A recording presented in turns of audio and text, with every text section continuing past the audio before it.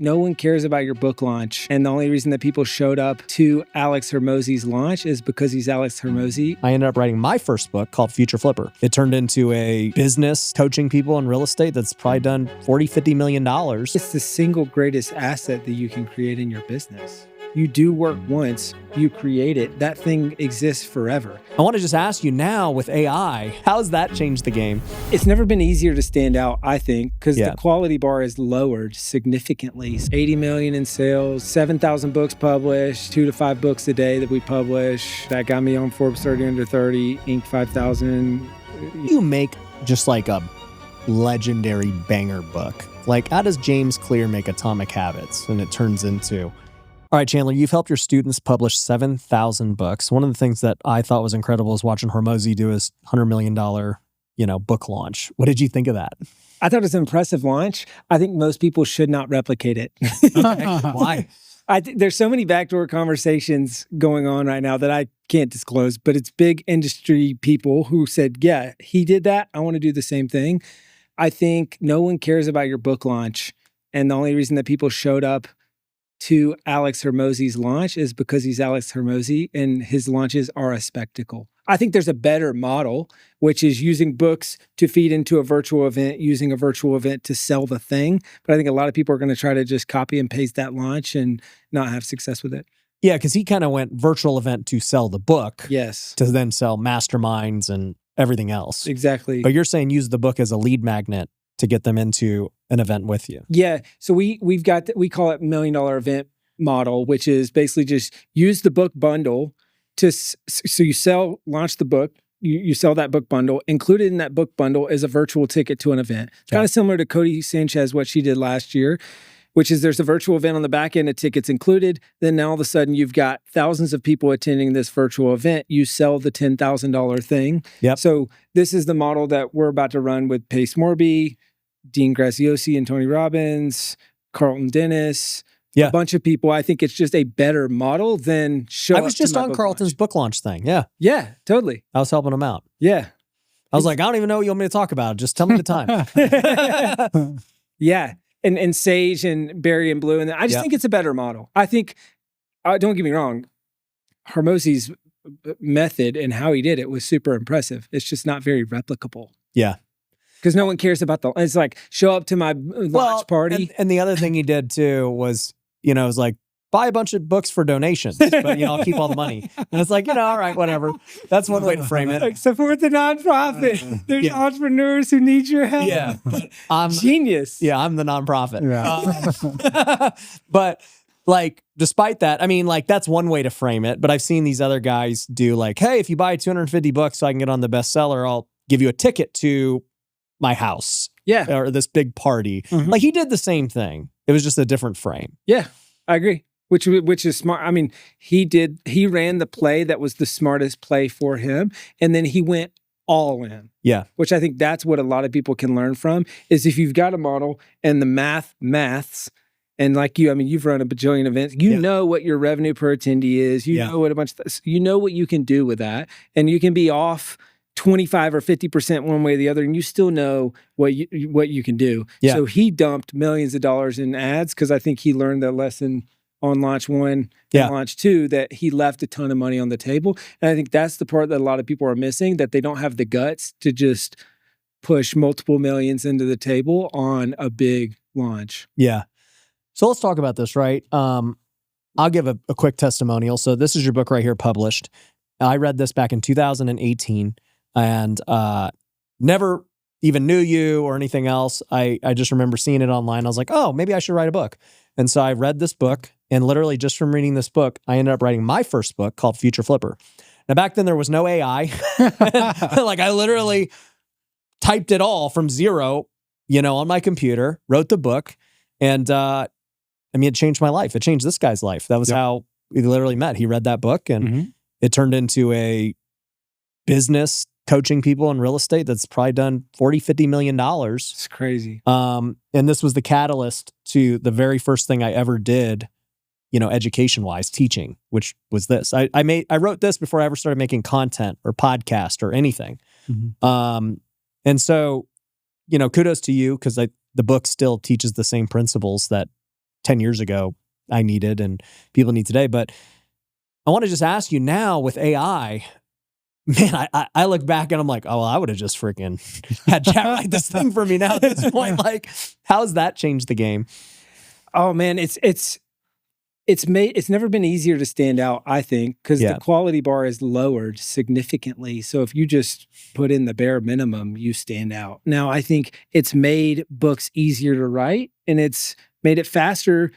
And if you know how to do it well, you can make a better quality book. Because I mean, at the end of the day, quality's still going to win. Yeah. Like the book needs to be quality. So I think there's people who just think, hey, I'm going to press a couple buttons and I'm going to get a book. And sure, you might have a book, but it's not all that good. And so I think it's changing the game writing wise. It's changing the game editing, frameworks, all of that. But we think about how do you use it to make a better book, not just a slop book. So how do you guys teach that? So that it's not just write me a book on how to flip houses. Yeah, we kind of do it in waves. So we just break down the pieces of the process. So for us, we call it the more writing method: mind map, outline, rough draft, editing. So then we just use it in those pieces, and then maybe in the writing, like for me, in the first version of that book, which is probably the one that you read, the blue version.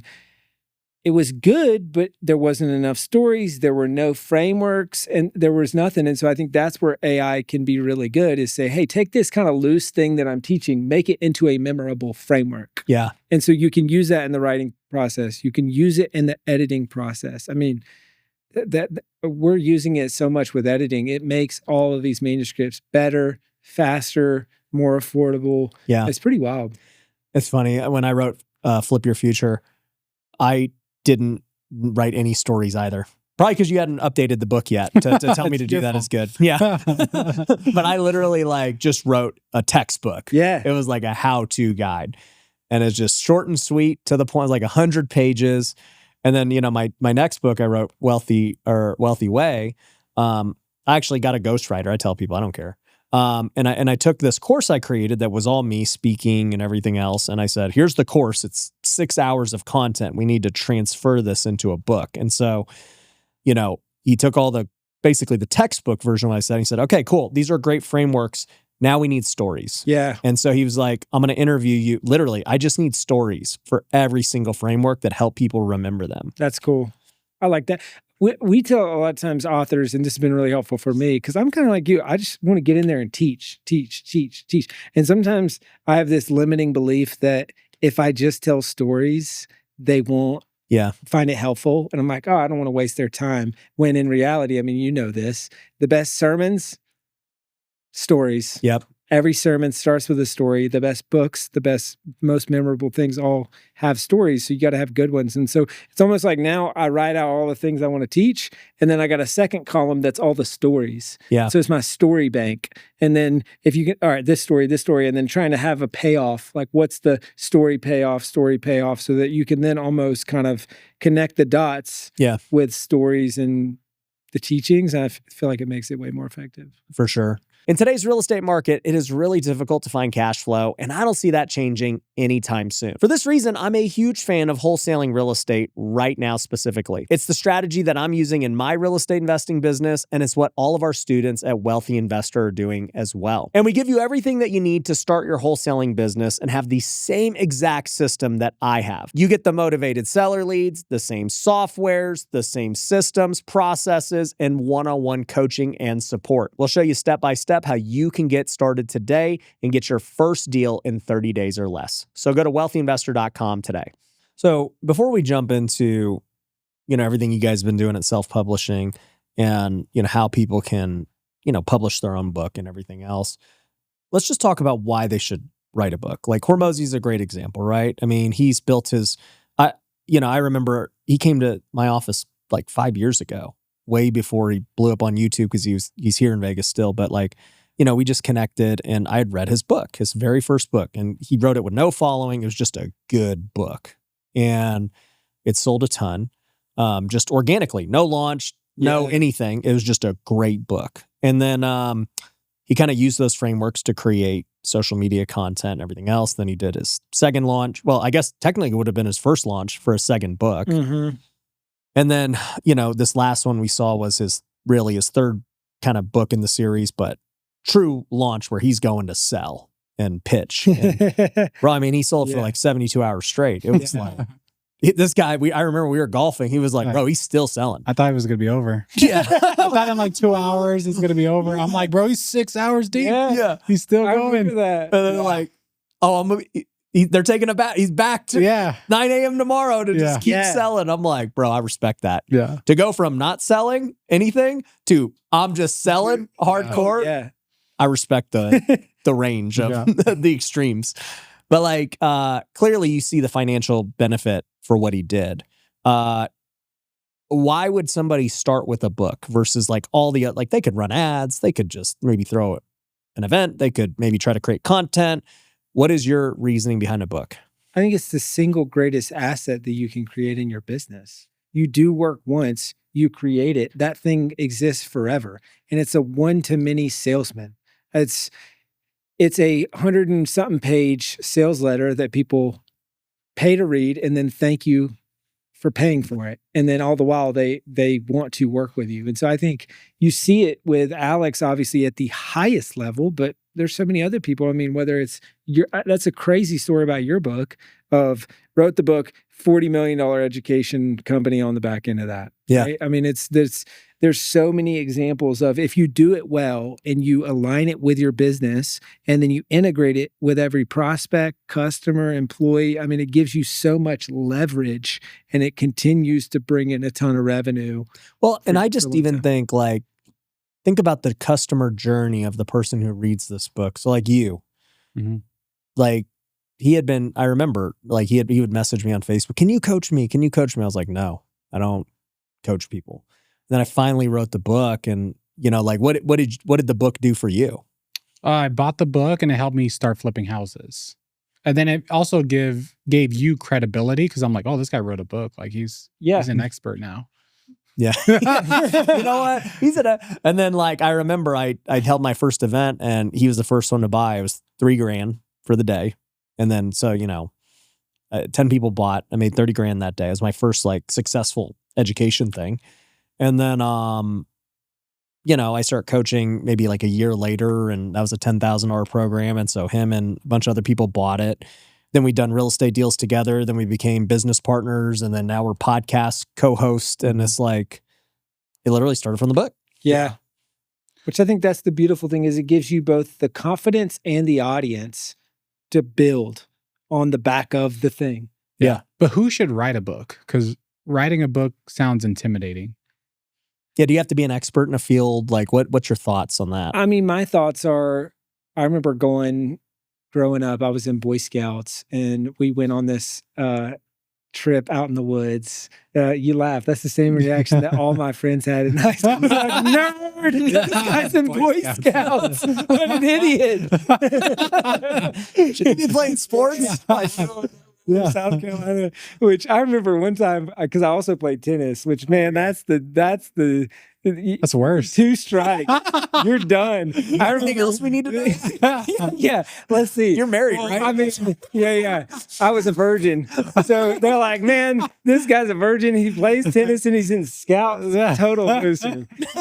I literally remember being, because I'm like, from country, middle of nowhere, South Carolina. We're playing tennis one day, and these guys in this massive truck, because I mean, this is just Redneckville, they just go by, revving the engines. They said, nerds, bunch up nerds.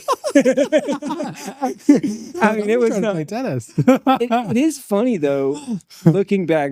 I'll come back to your question, but it is funny looking back as all the things that aren't cool in high school are really great. Like golf. I know, like golf. Yeah. Like golf, like like taking piano lessons, chess, Boy Chess is Scouts. cool now? I didn't Chess know is that. hot right now. I didn't know that. But it's good for you long term, right? Yeah. It's like golf is the game that you can play forever. Scouts gives you universal skills. Yeah. Playing piano is like you're making fun, getting good grades, whatever. Everything that is made fun of in high school is great for you long term in your life, which I think is kind of an interesting. Church. Yeah. Going to People church. like, you're reading the Bible. Not sleeping around. Yeah. Oh yeah. You're going to church and you're a virgin. Yeah. Whoa, what's going on here? Yeah. The loser lunch table. That way. This guy's gay. Definitely. Exactly. Definitely. Yep. But so I remember going on this scout trip, and we go out in the woods in upstate South Carolina, and there's bears, and so we have to put our, we got to hang our food up in the tree. And I'm like, why are we doing this? He said, because there's bears. And I said, well, what if I see a bear? What should I do? I think I should probably know this. And he said, well, if you see a bear, you don't have to be faster than the bear. You just have to be faster than your friend. So just run as fast as you can. And I always thought about that as an analogy for writing books. You don't have to know everything. You just have to know a little bit more than the person that you're teaching. And so I think sometimes people think, oh, I've got to be an expert. I've got to be Oprah, Tony Robbins, Ryan Pineda. Oh my gosh, I'm not there yet. I can't write this. No, the best books are the one that you write to someone who's 2 steps behind you. Right. And those are my favorite books because it's practical. It's like you ever ask for advice from someone and they're so far ahead of you that they just tell you to Google it, or, oh, I don't know, talk to my team or whatever. Yeah. It's the worst mentor ever. The person who's 20 steps ahead of you instead of the person who's 2 steps ahead of you, because they just did it and they did it successfully, and they can just send it back and send the ladder back down and teach you. And I think those are the best authors, are the people who just write about what they just went through. Yeah. Hey, I hope you're enjoying this episode, but how would you like to be the one that I'm interviewing on this show? I'm looking for entrepreneurs who've got a great message to share, who have an inspiring story, and who can add value to the audience. So submit by going to wealthyway.com. We were at a charity golf tournament this last week with John Bevere, and somebody asked me, they're like, so like, if you could golf with anybody, who would it be? And I was like, are you asking me like, whose brain I want to pick, or like just a savage golfer, he's like, no, like, someone you really look up to, whatever. Right. And I literally thought about that. I was like, well, if we're not counting Jesus, or anyone of the faith, and I'm just talking like a business person, I was like, I don't know. Like, I don't think I would golf with like Elon Musk or someone, because they're just so far ahead. Like, I don't think anything he tells me I can actually apply to my business or anything. Like, it's just, we're just not even in the same world, literally. Ryan, does it violate the laws of physics? Yeah. And then, like, even, a guy like Mark Cuban or whatever, it's like, he's still just so far ahead. It's like, man, I really would just be better off around a guy who's got like a 9-figure company, Yeah. And man, because like, he's only a couple of steps ahead, to be able to figure out how he got there. I would say Trump.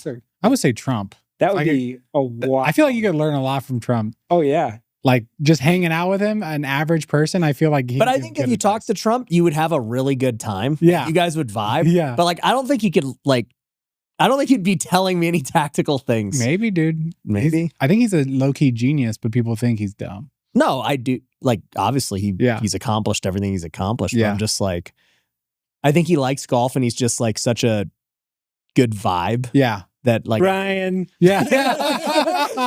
Great job, Brian. I'll give you a best. Yeah.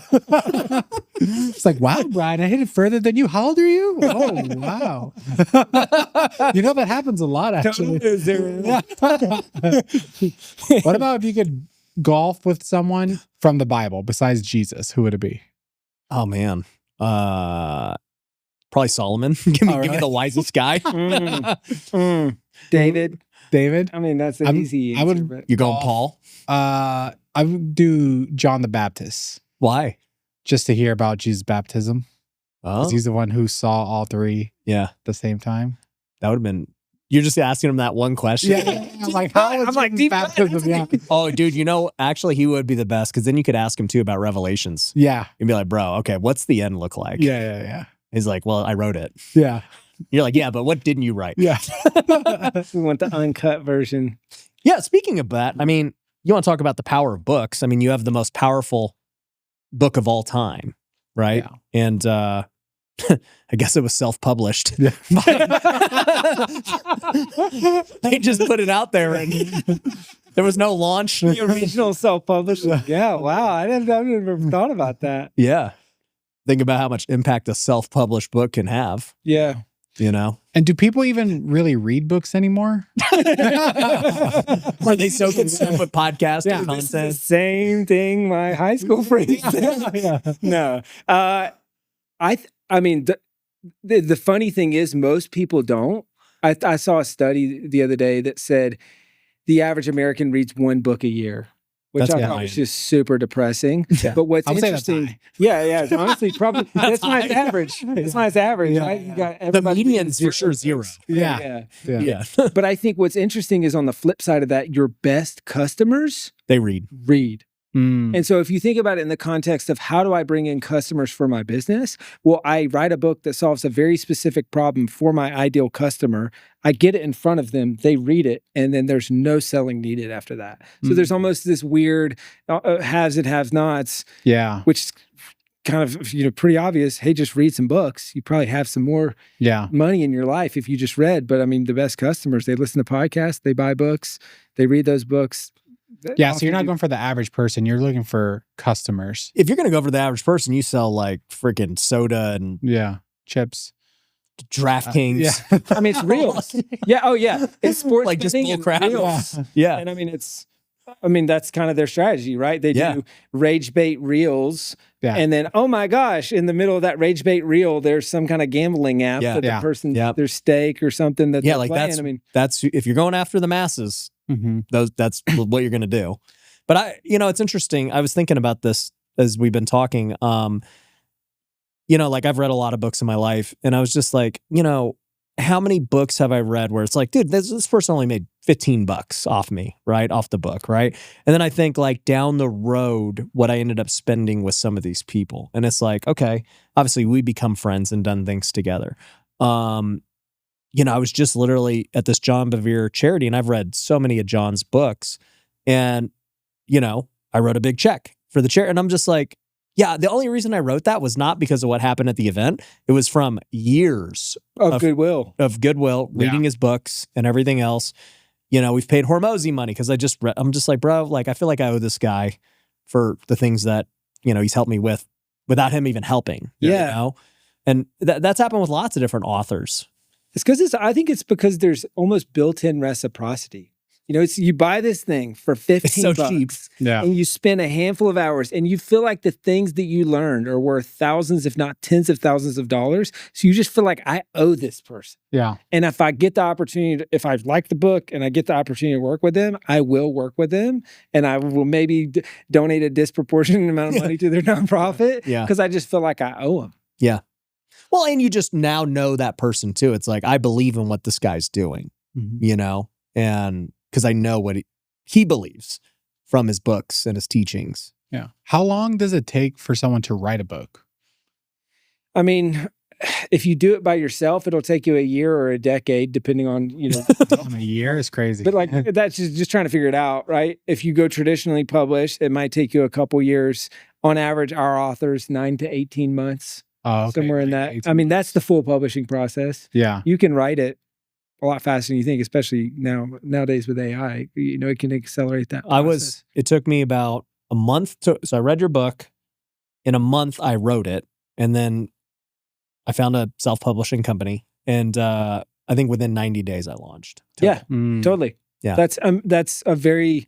that's obviously that's kind of like the jackrabbit approach. Yeah. That's the high quick start. But I mean, that book, I went from 0 to published in 105 days while running a company of 20 or 30 employees at the time. Dang. So, I mean, it can happen a lot faster. I think Grant Cardone said he wrote Sell or Be Sold in like one sitting or something like that. Yes. Yeah, like super fast. I got a funny story on that. What's his Because he came on the podcast. Grant Cardone did? Yeah, and this was early on. Yeah. Early on. Like when you're early and you get one of your first big guys, gets. And I mean, I don't even know, 20, 21, 22, something like that. I'm in my bedroom just filming this podcast.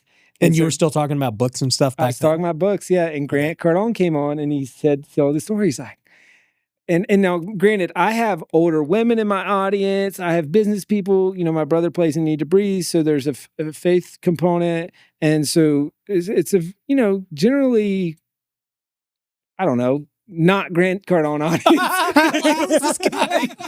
I'm a Boy Scout still. Yeah. Still taking piano lessons in my free time. But so he comes on and he tells this story. I wrote that book in 4 hours. Oh, yeah. I'm like, oh, that's amazing. Tell me about it. How'd you do it? And he's like, well, you want to know what I did after I finished the book? I'm like, what's that? He said, had sex with my wife. And so, granted, I mean, this is my first big interview.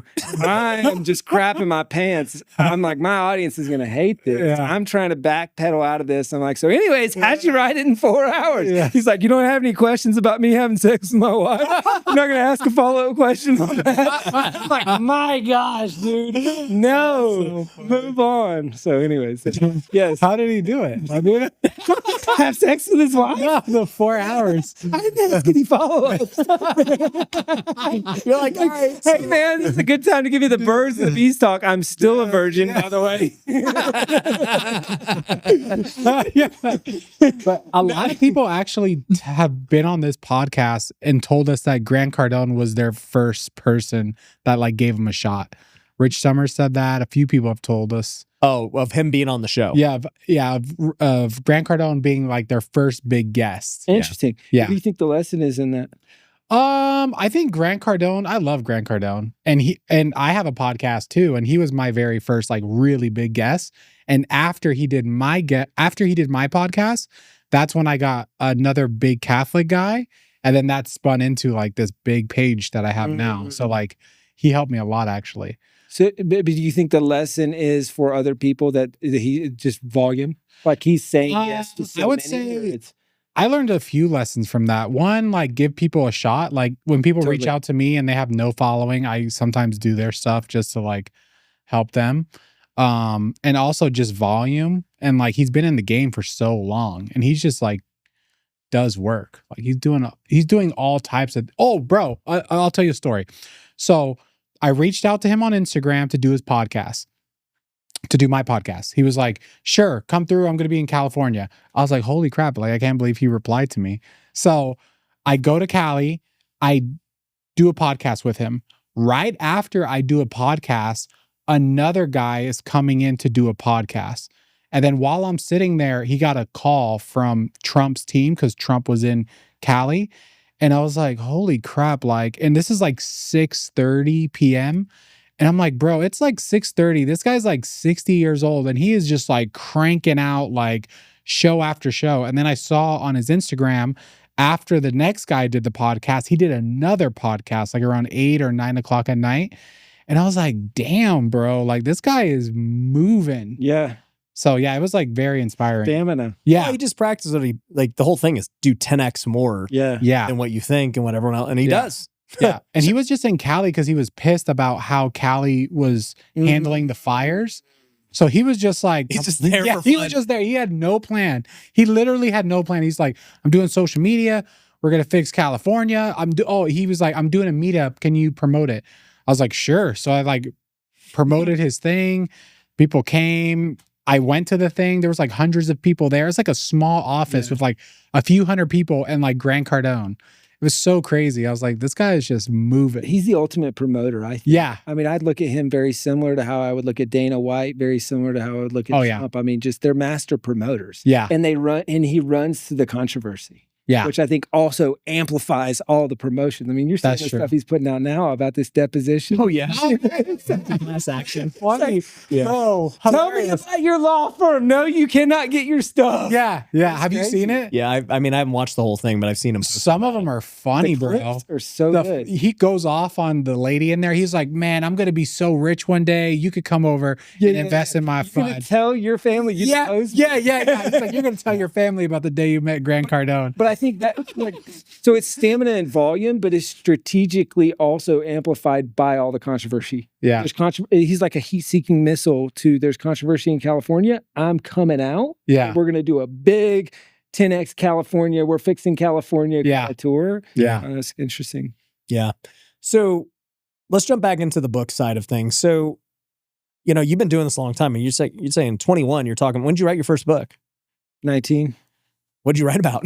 I ran a 6-figure painting business as a freshman in college, and that gave me the confidence to drop out of college. And then I just wrote a PDF to my buddies who were entrepreneurs that I just felt like they were never going to get in the game. And I just did it at a small level. And I said, hey, here's how you do it. And then it started growing. And then we said, okay, hey, what if we just put this on Amazon? And then we just used all of our kind of guerrilla marketing, door-to-door sales tactics, but towards the book. And then the book started popping off. And it's How to paint? No. It was basically like productivity hacks for entrepreneurs. So it's kind of, hey, here's how to start a business because I just did it. All these people want to, they're not getting in the game. Here's how you just get in the game. Okay. And the books just started making, I mean, for me at the time, a bunch of money. I mean, it was $5,000 or $6,000 a month. Really? It paid the bills when I dropped out of school. How are you selling so many books? Guerrilla No-name marketing. 19-year-old. I mean, we just did all the stuff that people say is not scalable. And we took the stuff that I learned going door to door selling paint jobs. We just did that with Amazon and we realized, hey, there's an algorithm here. There's hundreds of millions of customers with a one-click purchase. What matters most with this algorithm? Oh, reviews and a few other things. Okay, well then let's just hammer that. And so, I mean, I'm talking like we're sending personalized videos to people. Dang. We're doing just promoting. I mean, just pounding the pavement one book at a time. That book still sells on Amazon? Yeah, not a crazy amount, but for a while it sold real well. And I think it was just the way any ecosystem works is you just got to get it into orbit. And then as you start getting momentum and then you realize, oh, here are the promo levers that we can pull on the back end. Yeah. And so then we just kept doing that and just started stacking and then we started teaching it. And so that's kind of how Are you Mormon? No, that's a great guess though. Yeah. Yeah. Great sales guy. Yeah. Boy Scout. Yeah. Boy Scouts. We tried to early on when we were first scaling the company, we're hiring our first salespeople. You know, we're at $1 million. We're trying to get to a few million a year. We needed to build a sales team. And I just told my right-hand person at the time, I said, put a listing. I said, Google the top Mormon cities in the U.S. and put a sales job listing in every city that has a high Mormon population because those people are great salespeople. There's a lot of mouths to feed. Yep. I mean, if you can sell religion door to door, you can sell just about anything. Yeah. They're very they love accumulating wealth and they're good people. Like they're great high value people. So I'm like, hey, let's just we didn't end up not really finding anyone to hire, but that was my thesis was, hey, if we can. So we ended up hiring door to door though. Yeah. And that, I mean, those are our best salespeople. So you write this first book and then how old were you when you wrote this? That was 2021. So I guess. No, this wasn't 2021. Oh, the first version of that. Yeah. First version of that was way back in like 2015, 2016. So you read the first version. That's like an updated and revised version. Okay. So when I wrote the first version of that, I was probably 24, something like that. Dang. Yeah. I would have been 27 or 28 when I read it. Dang. Okay. Crazy. So I was just learning from some kid. Just a couple steps ahead of me. Yeah. And a very niche thing. Right? Yeah. That's the beautiful thing is if you're just, and I think there's a lesson here for people thinking about writing books on these topics is you don't have to be more successful than the people that read your book and that you help. You just need to be more successful than them at that thing. Yeah. And that niche, if you've got niche knowledge, package that niche knowledge into something that is valuable to them. So when was this your first book about writing books and teaching people to write books? I had a couple before then. So I wrote a couple books on productivity and entrepreneurship. I wrote one with my brother about kind of the 15 things our parents taught us growing up that we thought were normal. We got out in the real world, realized no one gets taught this stuff. He was a touring musician at the time with Need to Breathe and Grammy nominated and all that stuff. I was the business guy. So it was kind of our perspective on these 15 things as a, right brain, left brain kind of people. And then just did more of them. And then the first book on this process is what sparked the company. I mean, we went from 0 to $1.32 million in sales the year I launched the first book on this topic. And then I just realized, oh, I could do better than that. And then just kept. So that book led to a 7-figure business right after. Yes. Like within a year. Mm-hmm. So the book turned into $1 million business in a year. Yep. You'd never made $1 million before that? Never. And I'll never forget. I don't know if you know this, but the only reason I saw this book was Ty Lopez. Yeah, that's why I was going to ask you, how did you even find that book? Well, because, Ty reads a book a day. So my boy Ty, he read this book in 5 minutes and he posted about it. Okay. But yeah, I remember I saw him just post about it and he's like, hey, this is a great book if anybody was thinking about writing a book, and I was I like, didn't even know how that happened. yeah, like You told me that, and I'm thinking, wait, what? He posted? Did you even know he did that? I don't know that I did until you said something. Yeah, he posted, and I was like, that sounds like what I want to do. Yeah, and then I was like, I'm just going to buy it, and I bought it, and the rest is history. It might have been. I think it might have been. I had an employee in his first week on the job chase down Ty Lopez. He just gave him the at book. Trafficking Aversion Summit and like gave him. It was Pedro. Gave him a copy of the book and was like, "You gotta." I think that's probably how he got that's it. the only way I can think that it happened. But yeah, interesting. That was how I found it. So it became this, selfpublishing.com right now, right? That's the website domain, exactly. right? And since then, I mean, you guys, how much have you guys sold and helped in people? 80 million in sales. Damn, 80 million. Yeah, 7,000 books published, 2 to 5 books a day that we publish. That got me on Forbes 30 Under 30, Inc. 5000, all that stuff. Wow. So just a side note, we're going to get into running like that big of a business, but you guys got an event coming up. When is it? How can people go? Like, you're going to teach people how to self-publish in today's age. Yeah, August 27th through the 29th. It's the Author Business Summit. It's, for the first time ever, it's teaching the business of books. So it's how do you launch a book that grows your business? Then how do you use that book to scale your business and get wildly profitable? So it's kind of the two things that I love, books and business, blending them together. Okay. So we'll link to that down below. So we'll get a link from you after this. But yeah, guys, go check that in the description if you want to attend that event. What's the cost? A couple $100. Okay. Super cheap. Cool.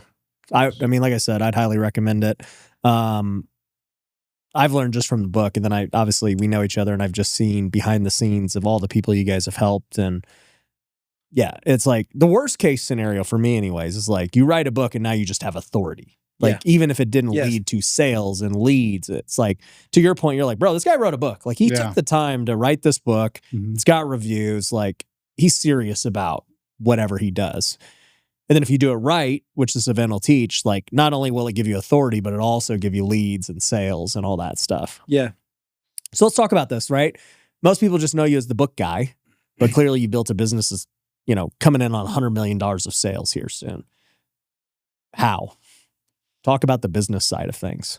You guys know I love the game of golf, and that is why I started M19. It is a golf mastermind for entrepreneurs who are doing over 7 figures in their business and who want to go on bucket list golf trips together. We already have hundreds of members all across the country, and we've been to some of the best courses in the world, places like Pebble Beach, Pinehurst, Bandon Dunes, and many others. The course is the best place to do deals, make great relationships, and have fun. So go to mastermind19.com today. Yeah, I think, honestly, probably the biggest way how is just not getting distracted. Like, people are like, you're still doing that? You're still doing people to write books? And you're still doing just that? That's it? Like, I met you a decade ago, you're still just doing that? And I think if you just stay in the game long enough on one thing, it eventually you'll be successful. But then I think, my parents I had great parents growing up, and they taught me that just work ethic and discipline. And like, hey, if you're going to do something, you do it. And then I think also growing up with my brother in the same household, it was just shattering of what's possible. Yeah. So he's a decade older than me, and he went out, and I remember as I'm graduating high school and going into college, he's doing 81 shows as the direct opener for Taylor Swift. Oh, wow. And so it just kind of shatters what you believe is possible. And so I was just saying, I'm in the lucky sperm club. I mean, I just to have those parents and to have him as a brother. I mean, I remember he came back and he said, Chandler, you can do whatever you want. Yeah. I just took the guidance counselor test. I don't know if you remember those, where it's like you answer all these questions like, here's your 5 career options. Yeah. And then I did the career day as shadowed a financial advisor, and I was like, this sucks. I never want to do this. And they're like, well, you like business stuff, so this is what you would do. Yeah, that's business. No, I'm not doing this. This is working at Morgan Jones or whatever. Morgan Wallace. Morgan Stanley. Yeah, Morgan Stanley or whatever it is. Edward Jones, that's what it was. And I'm like, well, I ain't doing that. That sucks. And I just remember Seth saying, hey, dude, people told me when you're going to get a real job and quit music, and look at me now. I mean, you can do whatever you want. And so I think it just... Side note for anyone I've had your brother and his wife on. Yeah. And we'll link to that episode down below. It's a very good, like, now that he's done with music, they've built this crazy, dude, you'd love it. They built this crazy Airbnb kind of like cabin thing. Where's it at again? Chattanooga, Tennessee. Yeah. Oh, but wow. like, dude, they bought like acres of land Yeah. Dang. and built these cabins everywhere. They own the whole thing. And Wow. it's got like, their IG has like 1 million followers on it. What the heck? It's crazy. Yeah, it's luxury, romantic. What is it called again? Bolt Farm Treehouse. Yeah, Bolt Farm Treehouse. Hmm. So It's baller. Yeah. So tell us a story, like when you launched the company, when it scaled. yeah, like what were some of the hurdles you encountered along the way? So many. I think Because you're going to teach us at the event, right? Yeah, we'll talk about this at the event. And then I talk about a bunch of this stuff on my YouTube channel, the Chandler Bolt YouTube channel. That's just, there's not really much of a business over there. That's just more teaching. That's Business more fun. stuff. Yeah, Yeah. it's just scaling. But gosh, there's so many moments on the journey. I mean, I think entrepreneurship and leadership is getting pinned up against the ropes in a boxing ring and getting punched in the face and repeatedly kicked in the nuts. And it's just it is a spotlight on all of your biggest flaws. And so there were times early on where, you know, all of my bank accounts are negative. We're trying to get this business off the ground. We borrowed 15 grand in what I call triple F financing, which is friends, family, and fools. Yeah. Only people dumb enough to give you money at this stage of the business. And then we did it. And then it's successful. And then my business partner tried to kick me out of the business. And I found out. And then we went through mediation and we negotiated a buyout. I went multiple 6 figures in debt, borrowed from my parents' retirement, bought him out.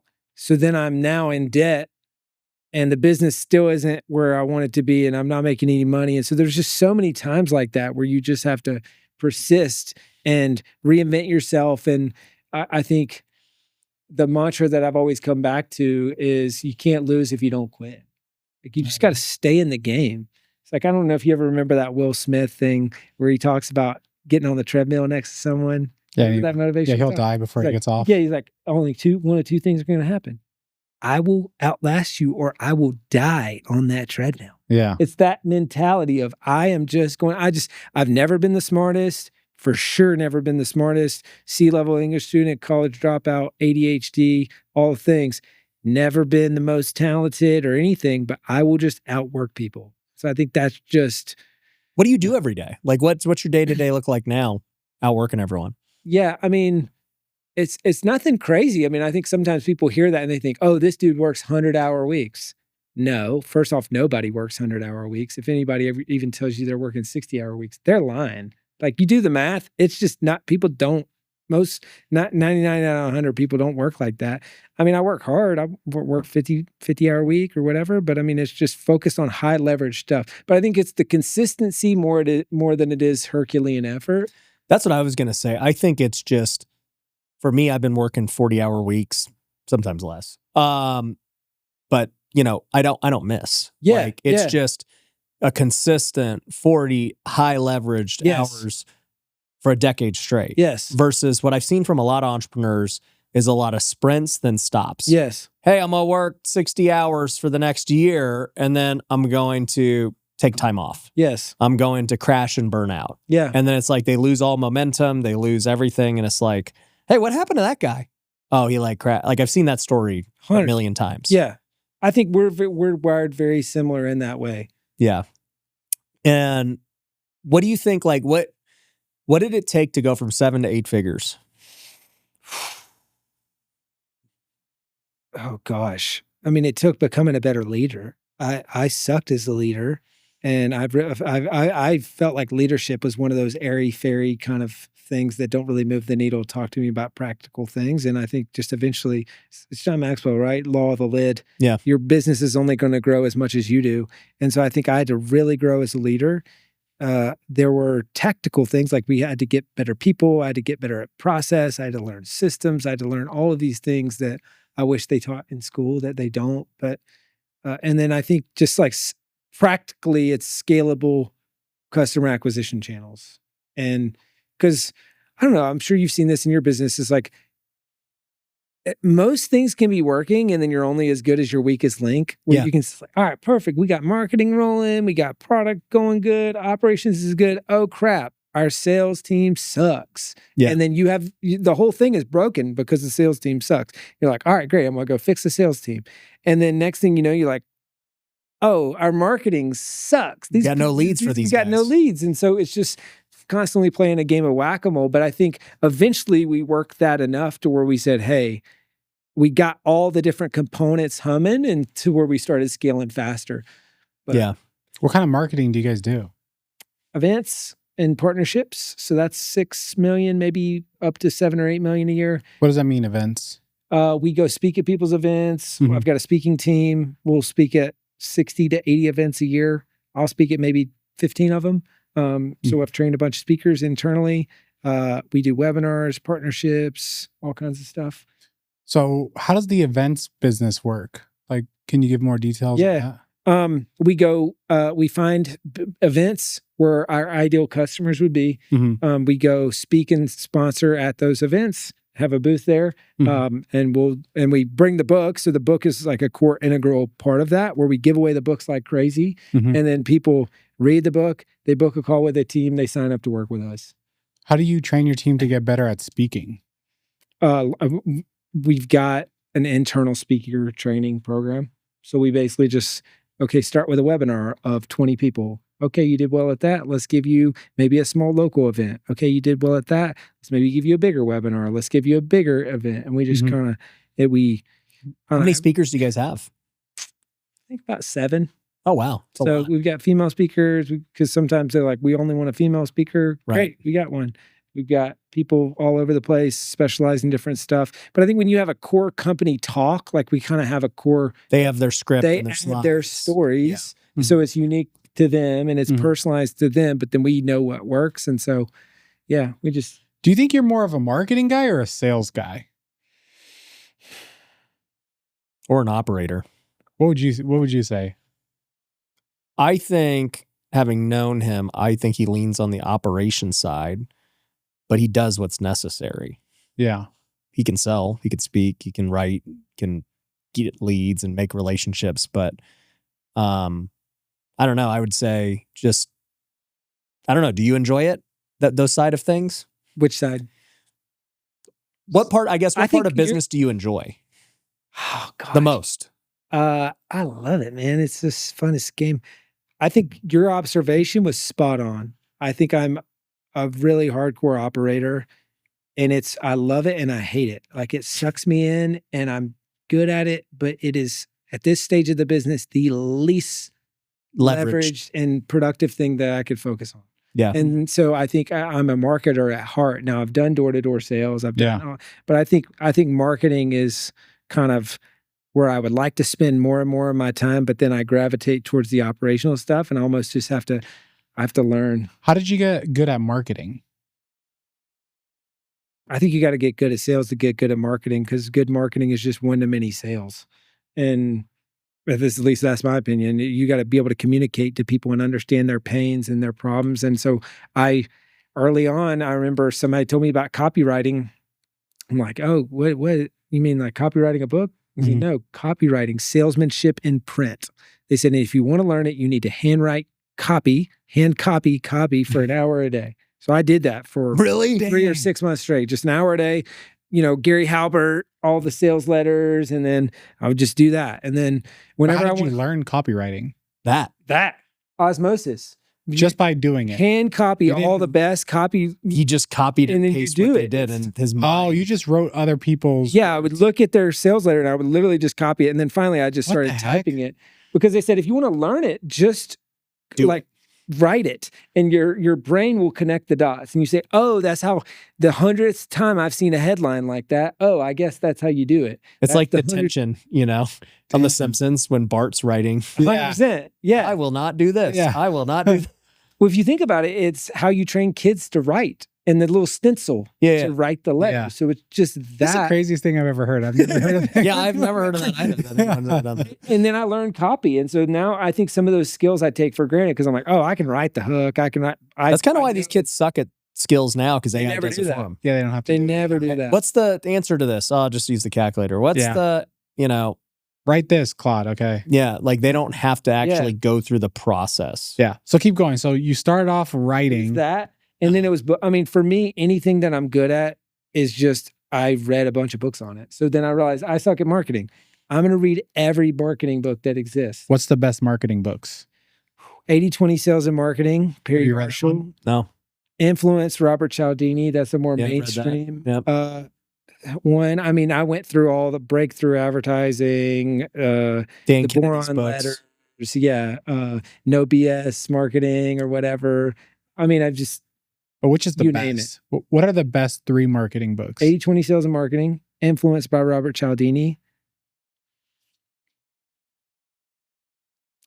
Deep Cut, Extreme Revenue Growth. Dang, that sounds like a dope book. What would you say are the top 3 marketing books? I don't know. I don't think I've read that many. I've learned so different than him. It's hard for me. Bro, the way I learned this, Yeah. I'm not a loser. Yeah. I learn cool ways. No, like the way I've honestly learned my whole life is just by doing it. Yeah. And so I'll be like, so Totally. let's just launch it. Yeah. Like, what do we do? And I'm like, we'll figure it out. We'll see Yeah. what works. But like, I'll like get a general idea. Like, I guess the way I've learned is mentors. And I Totally. would, like, if I was going to write a book today, I wouldn't go read 5 books on how to write a book. I would call Chandler. I'd be like, hey, Yep. what's changed Yep. in the market right now? Give me like That's a great 30 point. minutes of your time. Just Yep. give me the bullet points of the best things I need to go do to go succeed. Okay. All right. And then I'll just go and make mistakes. Yeah. Yeah. I agree. I'm the same way. Yeah. Where I'm going to find 5 people who have done the thing that I'm trying to figure out, and I'm just going to pepper them with. I'm just Yeah. relentless. Dang. Yeah.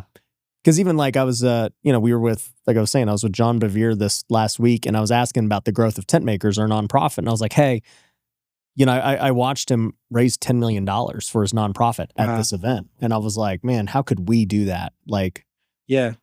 I'm asking him about the mission and how long they've been doing it and all this stuff. And it's been decades to get to that point. Mhm. And it's like, all right, if I really wanted to do it right, I would just call him like the guy who's done it and is Yeah. actively Yeah. doing it. Yeah.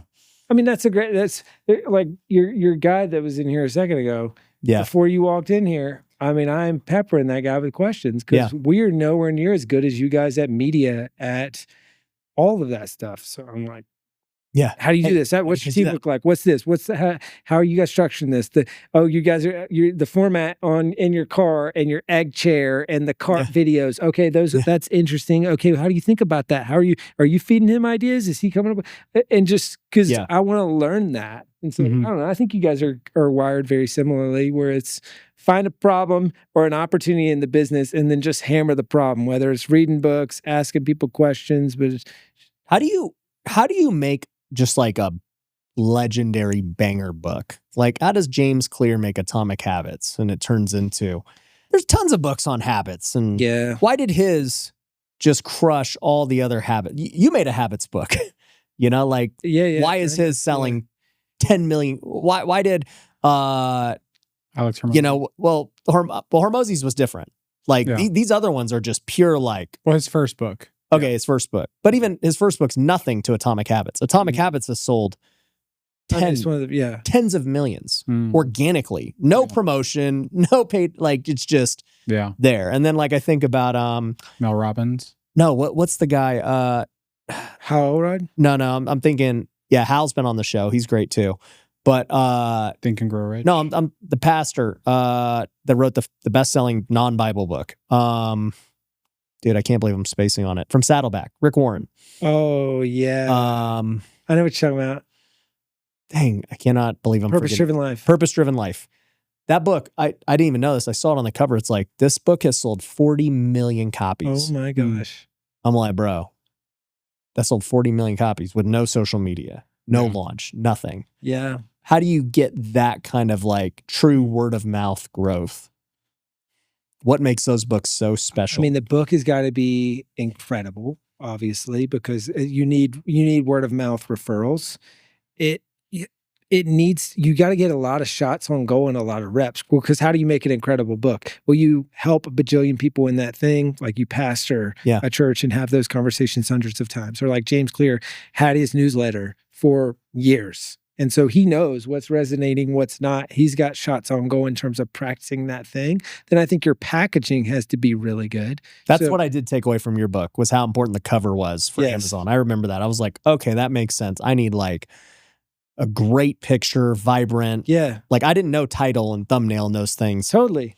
But it's title, it's cover. Think about YouTube. But it's intriguing enough to get people the click. Yeah. Except with a book, you got to get them to pick it up. But when I think about major outlier books like that, it is Atomic Habits, or it is Purpose Driven. It's a very, I don't know, the hook is really good. And then I think there needs to be a good viral coefficient. So when you read that book, do you share that book with multiple other people?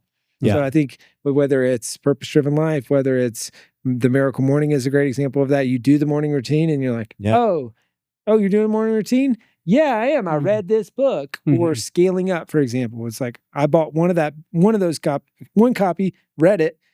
I've probably bought 100 or 200 copies for employees over the years. Yeah. So how do you turn one book into multiple books? I think there's a lot of components, and then some of it's just luck.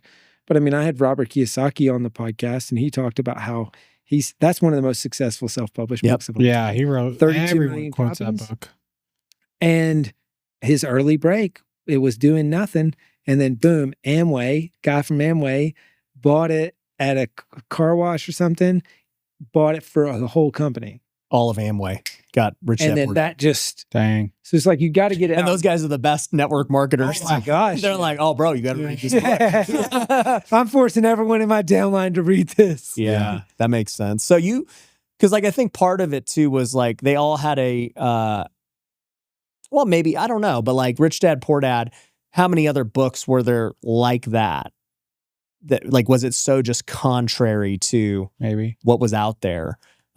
Or was it luck? But what is Think and Grow Rich? Yeah, like I even think about Think and Grow Rich. I was at Russell Brunson's office last month, and he's literally, I don't know if you know this, he's building like a library of all these books. And so he's bought millions of dollars of books. He's like a book collector. He's a nerd. And He's gonna drive his truck by himself. But yeah, we were there and he was explaining like all these copies of books. He has a Napoleon Hill book that no one else has. It was never published. He bought it and he owns it. What a nerd. Yeah. I know. You got to be a mega nerd to buy books that don't even exist. Then he paid like $1 million for it. Wow. And he was showing us, he's like, I've got Bibles, Books of Mormon, because he's Mormon, and like all this stuff. And I'm just like, bro, this is like, books are crazy. Yeah. Things have been around for like hundreds of years or thousands of years in the case of the Bible. But he's got like, he's literally Napoleon Hill's #1 collector. Mm-hmm. And I'm like, Think and Grow Rich has been around like 100 years. Like, why is this book so popular? How has it stood the test of time? It's a great book too.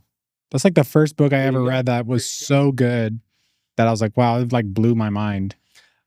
You see, like I read it and I was like, okay. Well, I read it when it also depends on when you read it. So Right. I read it like I just got my real estate license, and that was the first thing my broker told me to do. If I read it right now, I'd be like, okay, obviously, this is all common sense. Yeah. Everyone says Outwitting the Devil is his best one. I tried to read that one. I didn't enjoy it as much. It's weird. Yeah. I've never read it. Audiobook is absolutely nuts. Yeah. What do you Got think of this weird- audiobooks now? Oh, I mean, they're great. They're Dude, yours actually had a thing. I remember this now. Mhm. It was like, hey, you can get the audiobook for free and Yeah. that was like a lead magnet. Yeah. Explain which that. absolutely crushes. So, I mean, if anybody does the look inside feature, you know that you can preview the first 10%, 15% of the book for free.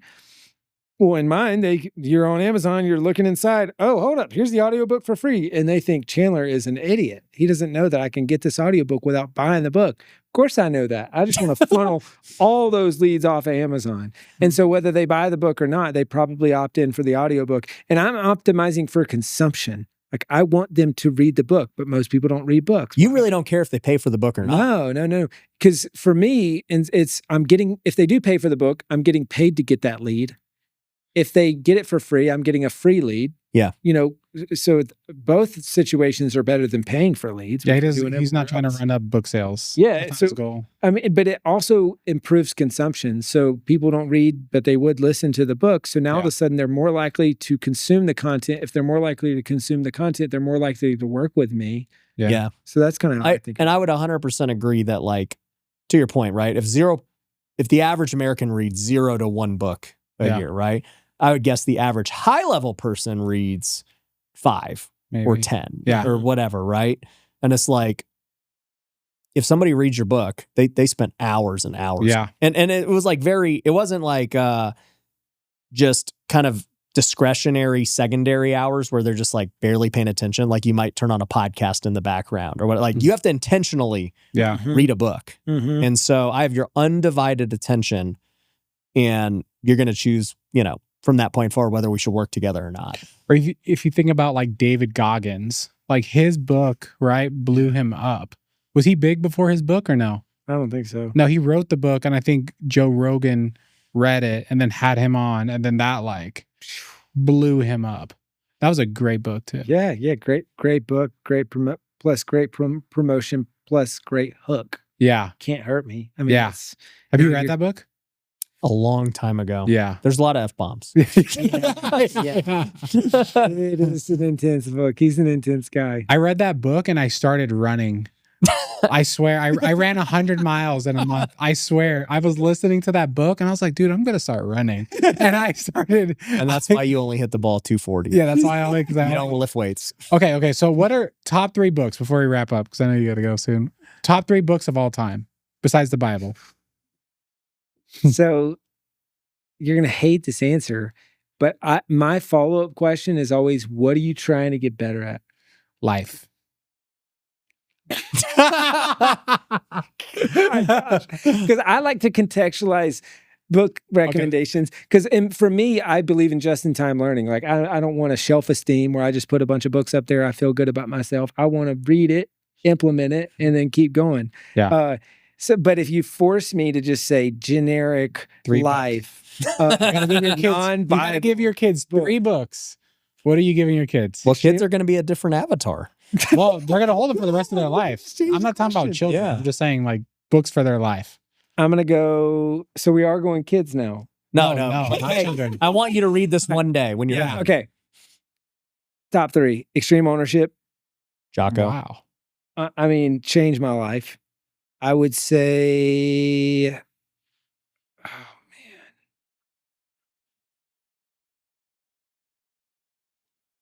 I just don't want to give the lame answers. I mean, there's Rich Dad Poor Dad because Isn't that crazy though, bro? The life-changing book for me. I've done so many podcasts with entrepreneurs, and that's the #1 book. Every single time. I've done 100 podcasts on my other show. Dude, I'm talking about 90% of the time, I swear. They're like, I read a book called Rich Dad Poor Dad, and then I got into real estate. Like 90% of the time, I'm like, that's so crazy. Okay, I'm sorry, go ahead. Was in screw that. I'm taking that book. That's off the shelf. On Extreme Ownership, we are going Influence by Robert Cialdini, Okay. and we are going. Oh gosh, it was one that I just had. It's that good. I can't even remember it. The One Thing. The One Thing. Yeah, that's a good book too. What about you? Top 3? Frick, I don't even know. You know, it's crazy because I've read hundreds of books, and it's like at a certain point in my life, a book could have like been really impactful. Versus, like, Yeah. if I was to, no bias, but like, okay, look at what impact Yeah. You're it gonna led make me to, cry. Mhm. right? And like at that time in my life, I had no idea how to write a book, do any of these things, and so like, you know, you could argue it's the best book ever written Oh. beyond the Bible. Okay, so we'll say published. What? You see, I published? So the Here audio goes Bible. just so the only, Yeah. I want to make sure the audio. I want to make sure the audio people heard that. Yeah. Well, yeah. So if I was to say my own, because it's like, what would I Oh. recommend for Olivia. general audience Yeah. versus like what actually impacted me the most? So this led to an education company. Brandon Turner's book, How to Buy Houses with No and Low Money Down, led to me flipping houses. I bought my son that book actually. I didn't Yeah. know that. So I bought that book back in 2014. I learned how to flip houses, got good at it. Bought this book 2018, learned how to write a book and become a guru, essentially. And then I would say, yeah, personally speaking, then it would be all faith books after that. Those would be the two business. Driven by Eternity by John Bevere. Got it. That book totally shifted how I view eternity and salvation and what actually matters. So that's just a totally biased of how it impacted me personally. Yeah. You know? I'm not hating on it. Yeah. Not bad. There we go. I would say Rich Dad, Poor Dad. Yeah, Brian, what would impact you? Since you guys asked. Had like 5 Since books. you guys asked. So give me 3 of your 5. No. I've read a lot of books. Okay, so many books. can't even remember. Okay, Seller Be Sold for me was like the first book that I read where I was like, oh, I didn't know life was about sales. Like I did not understand the concept of sales.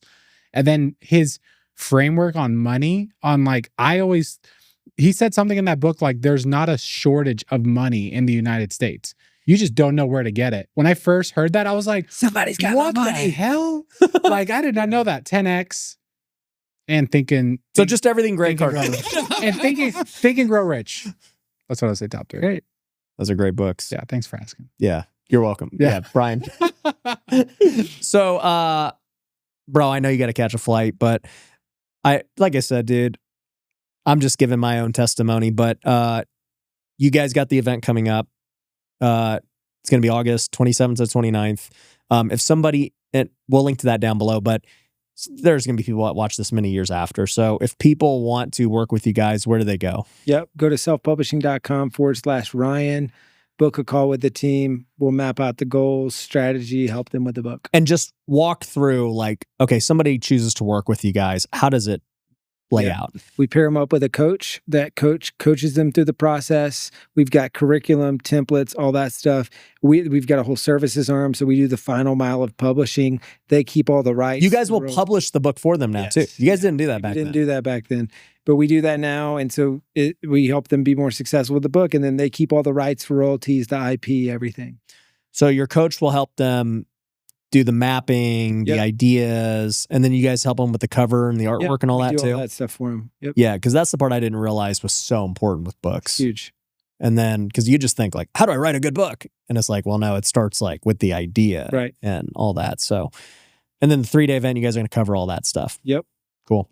Yeah, guys. Like I said, I've had Chandler at our events multiple times, and obviously he's been on the podcast now. I think it's your second time on the pod. Mm-hmm. Yep. So, I mean, I don't bring back people that suck. So even I do bring losers, but not people who suck. So nonetheless, I would totally. Which one am I? Yeah. Like, who are you talking about? Boy Scouts. You know, exclusively nerds. Yeah, I do bring nerds on the pod, and weirdos, but like Brian. But you know, it's all good. Anyways. If you like that, go check them out, selfpublishing.com. Go to the event if you watch this before the event, and everything else, man. We'll catch you guys on the next one. Peace.